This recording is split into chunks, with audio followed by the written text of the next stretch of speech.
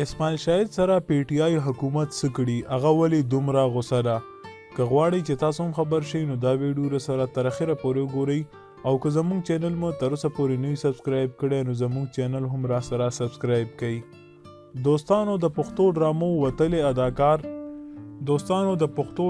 وتلې اداکار اسماعیل شاهد الف خان شیرپاو سره په یو ویډیو کې راغلی و چې پی ټی آی ته ډیر زیات غوسه او ډیر زیات ګیلهمند و.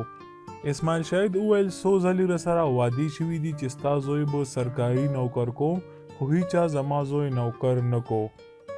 حالانکه ما 40 کاله په خپل پن کې د خلکو خدمت وکړو خو ما ته د دې خدمت داسې راکړلی شوه چې زما زوی لا څوک نوکري هم نه ورکوي. هغه ویل چې د وزیر اعلی محمود خان سیکرټري هم را سره واده کړي وه خو زما موبایل هم نه اوچتوي او دا خلک بیا هم د چارلی چپلن عزتونه کوي خو زموږ نه کوي، زموږ څوک هم پروا نه کوي. اسماعیل شاهد دا هم وویل چې زه نور څه هم نه وایم خو زه صرف دا وایم چې زما زوی دې نوکر شي. هغه ویل چې زه دا خبره صفا غواړم. هغه دا وویل چې اوس کوم حکومت ته دا په هر څه کې پاتې راغلی ده او دا خبره ښه صفا ده. ملګرو رښتیا اسماعیل شاهد ډیر زیات ښه اکټر ده او موږ له پکار نه دي چې هغه داسې بې عزتي وکړو نو چې څوک ورسره هم واده وکړي نو پکار دی ولا چې واده پوره کړي.